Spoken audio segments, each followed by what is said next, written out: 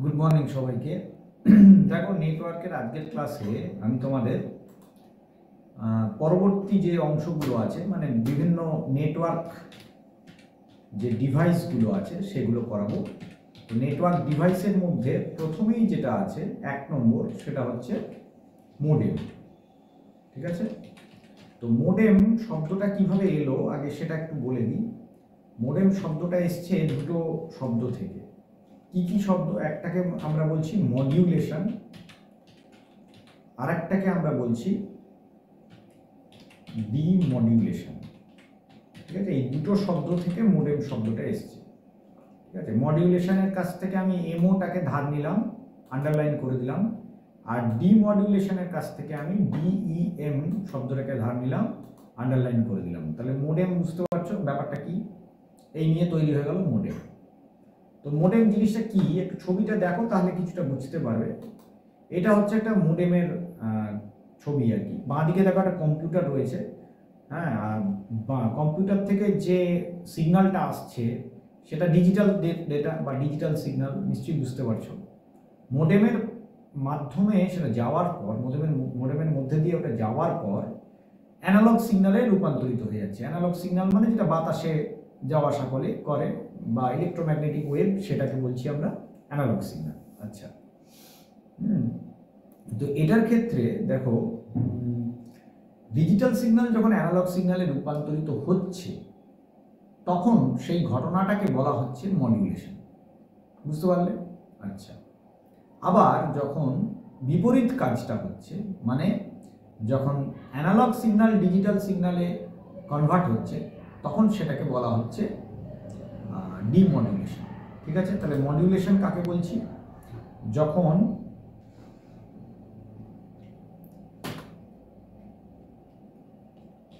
Digital signal analogue সিগন্যালে convert হচ্ছে, তখন সেই ঘটনাটাকে আমরা কি বলছি? মডিউলেশন। আমি এখান থেকে কপি করে নিই,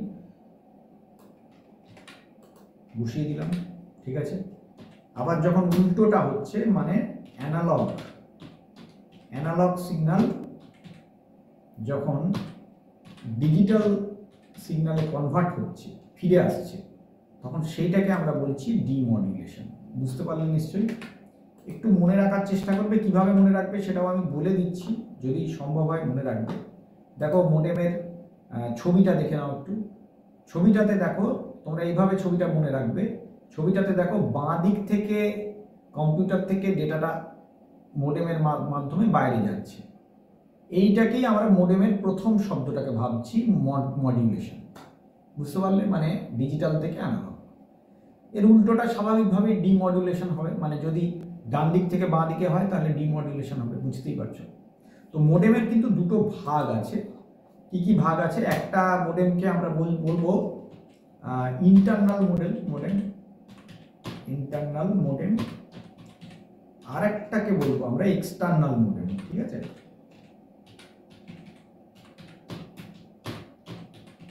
বুঝতে পারলে? আচ্ছা, ইন্টারনাল মোডেমটা কি না, উত্তর হচ্ছে ইন্টারনাল মোডেম মানে যখন মোডেমটা কম্পিউটারের মাদারবোর্ডের সঙ্গে যুক্ত থাকে তখন সেটাকে বলে ইন্টারনাল মোডেম। বুঝতে পারলে?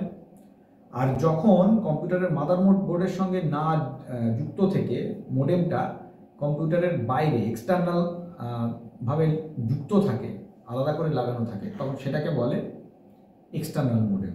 ইন্টারনাল মোডেম আজকাল আমরা যেখানে ব্যবহার করে থাকি সবচেয়ে বেশি, ইনবিল্ট করে দেওয়া হয়, তার একটা এক্সাম্পল হচ্ছে আমাদের স্মার্টফোনগুলোতে কিন্তু দেখবে ইন্টারনেট আমরা যথেষ্টই ব্যবহার করি, এবং সেটাকে আমরা ওয়ান কাইন্ড অফ মোডেম অবশ্যই বলতে পারি।